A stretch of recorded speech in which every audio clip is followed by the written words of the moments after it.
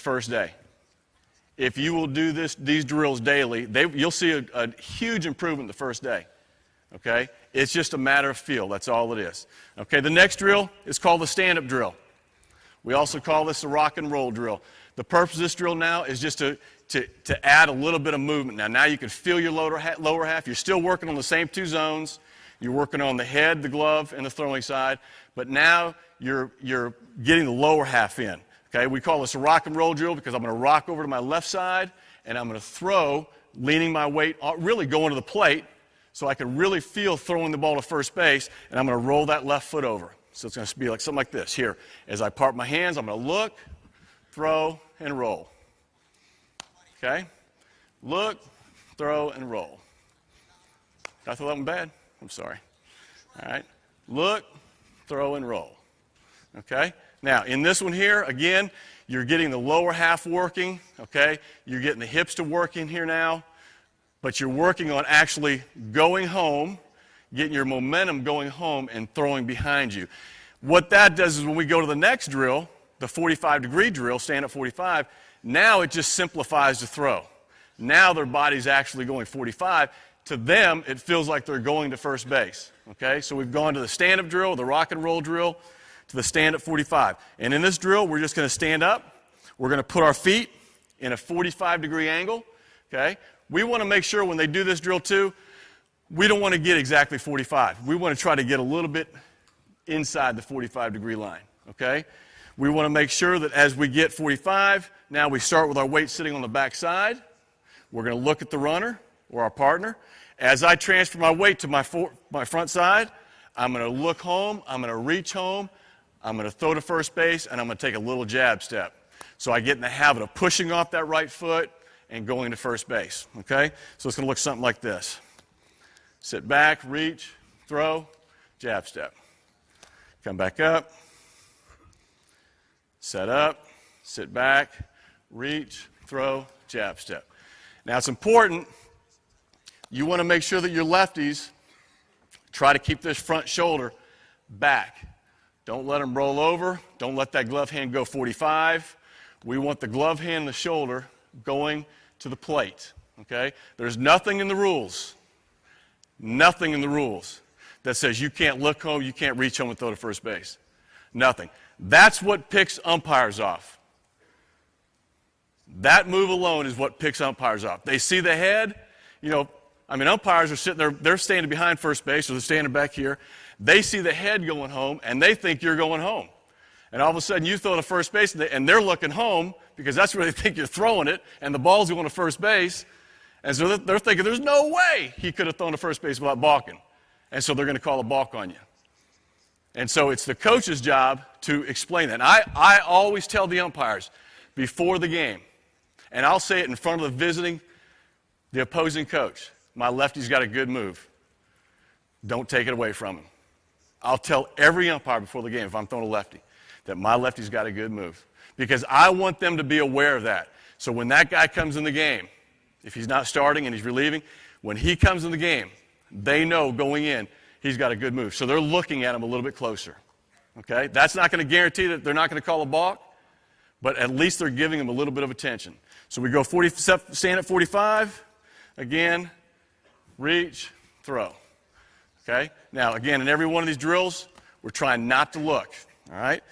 Reach, throw, and step. Then we go to the step drill. The step drill is basically, it's almost like a slide step. We're going to start with our feet staggered like we would on the mound, and we're just going to lift the foot off the ground. So all my weight now is on my back side. Okay? In the step drill, I'm just going to step 45. Now I'm working on getting that little drive with my backside. Okay? I'm going to step 45, I'm going to reach home, and I'm going to throw to first base. Okay? Again, start foot off the ground, balanced, reach home. Sorry I'm working you so hard over there. You'll get a free book because of this. All right? Nice and relaxed, balanced, reach home, step, and throw. Okay? That's a step 45 drill. Very simple drill. It's important that when you're doing these drills, you're working in progression. Okay? Last drill we do is called the balance drill. We start here. I always start them with the feet staggered. lift and hold. This is a 2-series drill. We're going to lift and hold. I want them to hold it here for a couple seconds so they feel their body under control. Okay? So we're going to lift and hold, and then we're going to part our hands, step and throw. Okay? Again, lift and hold, part and throw. All right? And then we've got 2 other drills that we do. I don't use these drills all the time, but we've got a glove drill where we'll actually place the glove on the 45-degree line.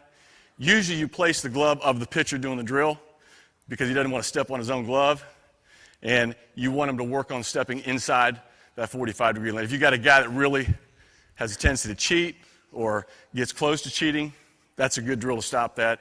And then we've got another drill called the reaction drill. And the reaction drill is a great drill for working with your pitchers on runners taking off in the first move. Okay? And basically we do this 2 ways. We do it either with live runners or we'll do it with me behind the mound.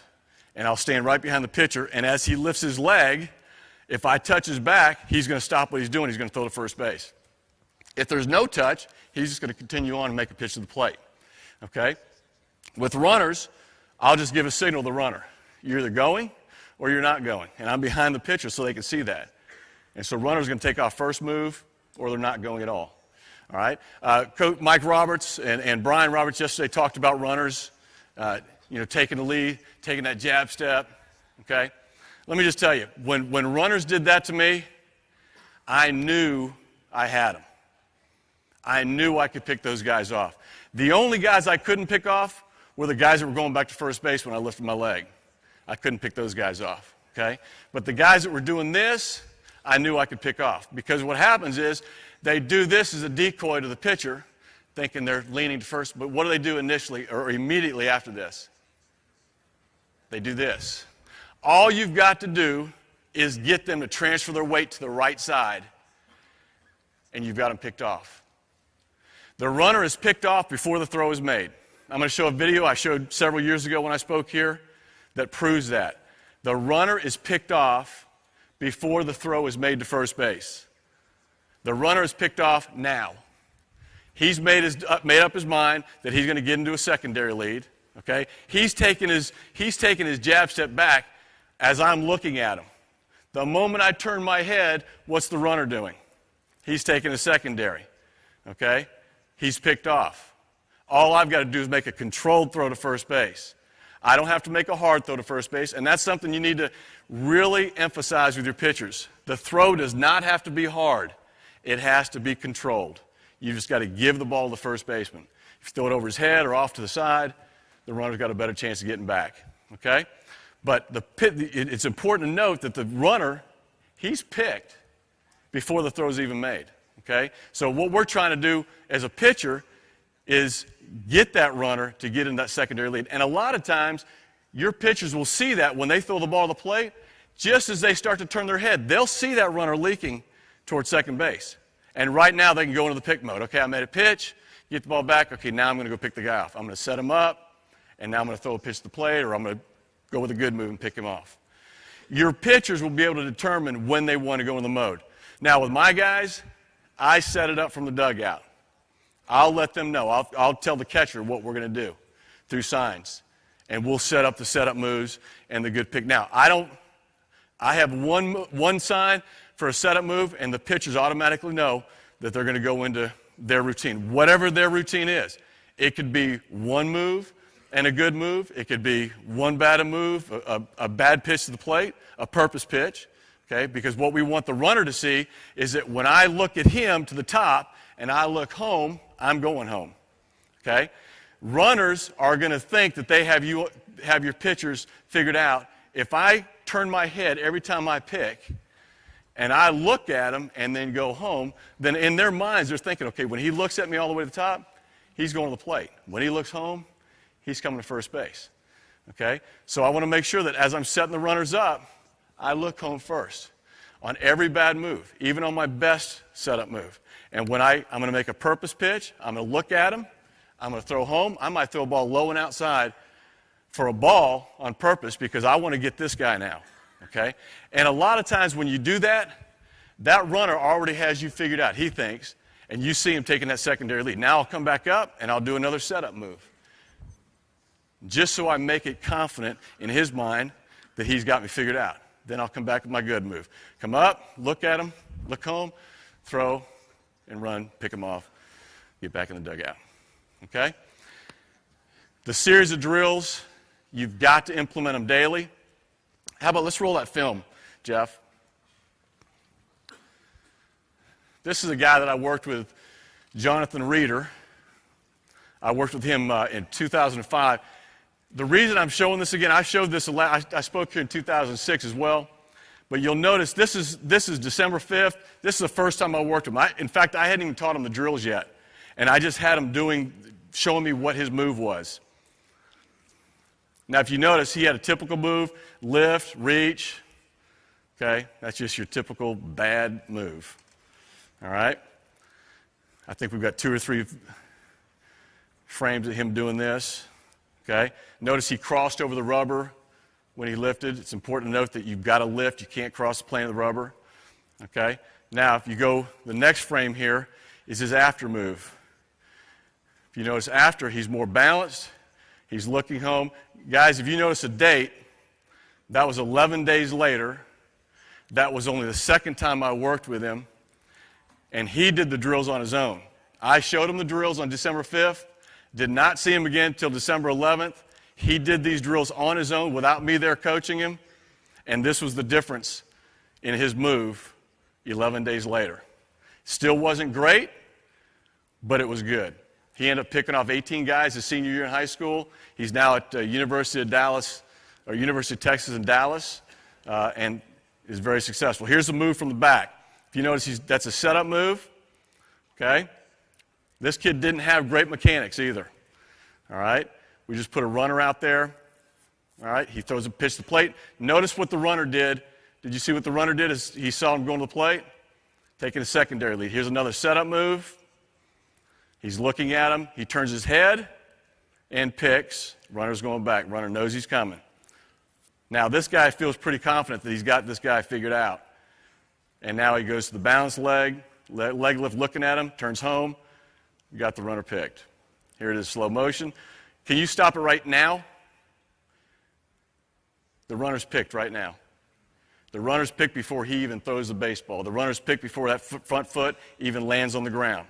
Okay? Now, I wish I had video clip of when I was at University of Tennessee and Matt Myers picked off a guy. We were at Auburn, and it was a televised game. They had a camera down the first baseline. They had a great shot of Matt picking a guy off, and he used 3 setup moves, pitched home, and he used his best move. And his best move wasn't a great move. Like I said earlier, he stepped almost to first base, but he had such great timing with the head and the glove that the runner went off of his head look, and that's what picked him off. Okay? This last video I'm going to show you, this is a kid that I just started working with this fall. I've worked with him 3 times, and then we got into bad weather, so I couldn't do much with him outside. But this is just a before and after. If you can slow motion it. The frame on the left is before, and the frame after is just a couple weeks down the road. But if you notice the difference in his head and his body, can you stop it now? Okay, on the left, you can see him really turning. His head's already looking at the plate, okay? He's reaching. Can you just go a little bit further? Okay? Look at the difference. All right, to the runner, it looks like he's going to the plate, okay? Now, this kid, the biggest problem that he's got right now is with his front foot. He wants to kick it out to first base. And so that's what we're going to start working on, make sure his leg lift going home and his leg lift going to first are identical. He already does the head and the glove hand good. He does that well. And again, you can ask these kids. I don't sit there and work with them on these drills. I show them the drills, and I have them go home and do it on themselves. Okay, they can do the drills against a wall. They can throw to a fence. They can get wiffle balls, whatever they want to do. But these drills will teach your pitchers themselves how to use the pickoff, how to develop a great pickoff move. Okay? Like I said, this is the only book that comes with a money-back guarantee. This move, and Coach can attest to this, and there are several coaches in the audience here who have witnessed it at the collegiate level. This move is time-tested. I started this, I developed this move in 1977, and it has been successful all the way through. You know, the old motto is, if it ain't broke, don't fix it. You know, there's not much I've changed. I've tried to create more drills just for, you know, a change in things, but really I go back to the same thing, okay? Make this a part of your pitcher's daily routine. That is critical. If you can't carve out 10 minutes for your lefties and your righties to work on this, shame on you. Everybody's got 10 minutes. They can go out in the outfield and work on this, okay? This book is for sale. We've got them here. I've only got a limited supply. Again, I sell them for $18. They're $10 a piece here, 3 for $20. It's a bargain. If you want one, we're going to be selling them right over here. If you got questions and answers, just come on up to the stage. I'll be glad to answer any questions you have, and I just appreciate your time.